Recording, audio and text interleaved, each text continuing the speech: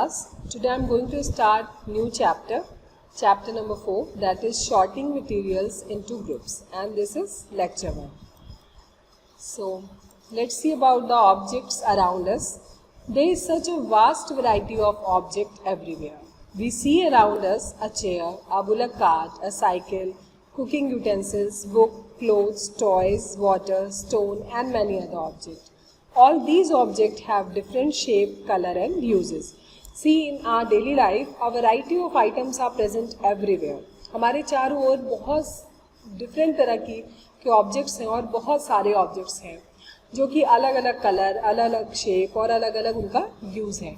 See, some examples are like the chair, bullock cart, cycle, cooking utensils, books, copy, bike, toys.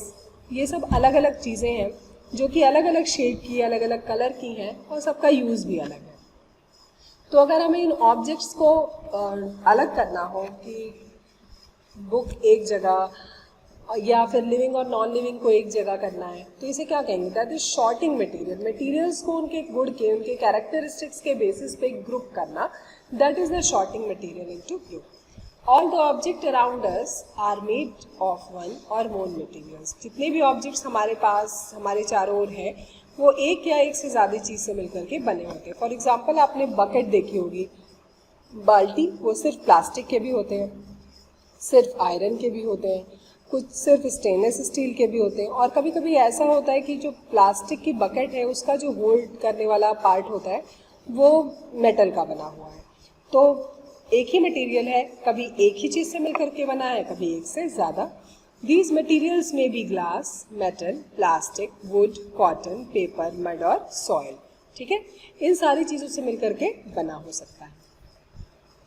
Some properties of materials are appearance. Materials की कुछ property क्या है? पहला है appearance, कैसे दिखते हैं.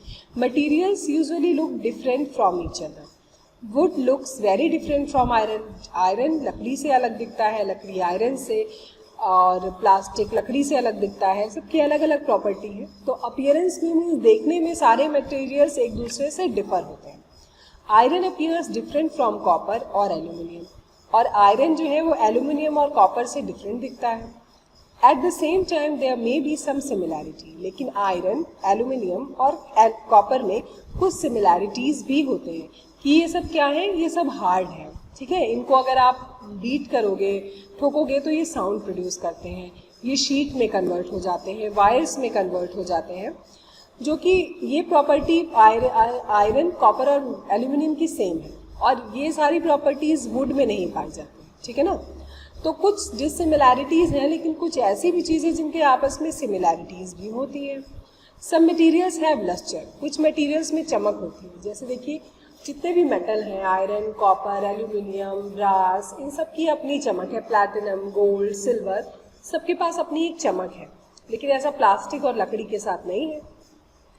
दे are usually metals. Iron, copper, aluminium and gold are example of metals. Means जितने भी प्रकार के मेटल हैं उनके पास अपनी खुद की चमक होती है, लस्टर होता है.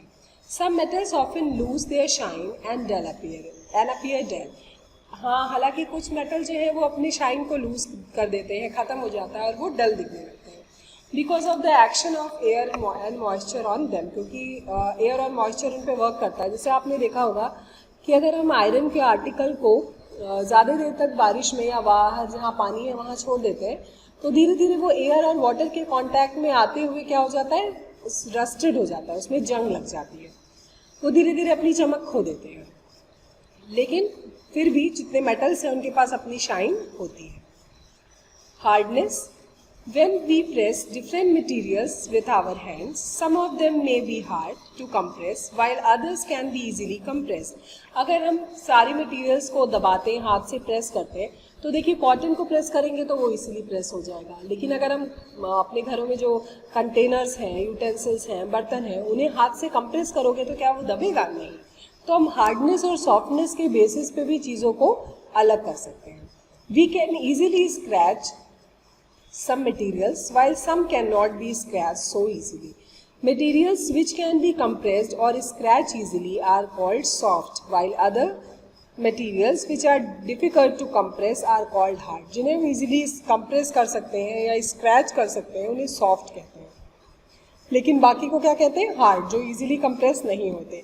फॉर एग्जाम्पल, कॉटन और sponge is soft while iron is hard. Cotton और स्पॉन्ज कैसे होते हैं? सॉफ्ट होते हैं. लेकिन आयरन कैसा होता है? हार्ड होता है. Next is solubility. सॉलिबिलिटी के बेसिस पे भी अलग कर सकते हैं. Some substances like sugar, salt, etc. completely disappear or dissolve in water. अगर हम चीनी या नमक को पानी में घोलते हैं तो क्या हो जाते हैं? वो पूरी तरह से पानी में घुल करके एक टाइम ऐसा आता है कि वो दिखाई नहीं देते, डिसअपियर हो जाते हैं. It means that these are the water soluble materials. ये वाटर सॉल्युबल सब्सटेंसेज हैं. These substances are soluble in water. Other substances like sand, chalk powder, etc. do not mix with water and do not disappear even after we stir for long time. इसके अलावा sand और chalk powder है, आप देखो कितनी भी देर तक आप उसे स्टायर करते रहो, पानी में मिलाते रहो, घोलते रहो, लेकिन वो कभी भी मिक्स नहीं होते. जैसे ही आप स्टायर करना बंद करते हो वो नीचे पानी में सेटल हो जाते हैं. They will not disappear from the water. It means they are not water soluble. तो these substances are insoluble in water. तो जो पानी में मिक्स नहीं होते उन्हें insoluble कहते हैं. Water plays an important role in the function of our body because it can dissolve a large number of substances. हमारी बॉडी में भी वाटर का बहुत इंपॉर्टेंट रोल है क्योंकि बहुत सारे सब्सटेंसेस जो हम खाते हैं जिनका डाइजेशन होता है वाटर सॉल्युबल होते हैं, जिससे डाइजेशन में सहायता मिलती है. तो जो पानी में सॉल्युबल होते हैं उन्हें सॉल्युबल सब्सटेंसेस और जो नहीं होते उन्हें insoluble कहते हैं. Now see transparency. Those substances or material through which things can be seen are called transparent. जैसे आपने देखा है कांच की विंडो में, खिड़की में कांच लगे होते हैं और हम खिड़की के आर पार देख पाते हैं, तो इसे क्या कहते हैं? ट्रांसपेरेंट कहते हैं. ठीक है. ऐसे सब्सटेंसेस या मटेरियल जो अपने में से लाइट को पास होने देते हैं, आर पार जाने देते हैं, these are known as the transparent substances or materials. Light passes completely through these materials, glass, water, air. देखो हमारे चारों ओर एक एयर है. अगर एयर ट्रांसपेरेंट नहीं होता तो हम कुछ भी देख नहीं पाते, बट एयर इज ट्रांसपेरेंट. वो अपने में से लाइट को पास होने देता है. The light passes through from the air. That's why we are able to see in the air, because in our surrounding, in our atmosphere, everywhere air is present. पानी में भी हम देख पाते हैं आर पार. Some plastic are example of transparent material. कुछ प्लास्टिक्स भी ऐसे होते हैं जो ट्रांसपेरेंट होते हैं. On the other hand, there are some materials through which we are not able to see. कुछ ऐसे भी होते हैं जिनके आर पार नहीं देख सकते. Light does not pass through them. जिसमें से लाइट पास नहीं होती है उन मटेरियल्स में से हम आर पार नहीं देख सकते. जैसे these materials are called opaque. उन्हें क्या कहते हैं? opaque materials कहते हैं. Wood, cardboard and metals are example of opaque materials. The materials through which light passes partially and objects can be seen but not clearly. ऐसे material जिसमें से light जाती तो है पर पार्शियली. जैसे आपने देखा होगा पियर सोप, या आपने कभी पेपर पे ऑयल गिरा दिया या बैटर, तो उसके आर पार देखते हैं तो हल्का ही दिखता है, स्लाइटली दिखता है, पूरी तरह से चीज़ें क्लियर नहीं होती. तो ऐसे मटेरियल्स को ट्रांसल्यूसेंट कहते हैं. We can therefore group materials as opaque, transparent and translucent. तो हम चीज़ों को ओपेक, ट्रांसपेरेंट और ट्रांसल्यूसेंट के बेसिस पे भी डिफ्रेंशिएट कर सकते हैं.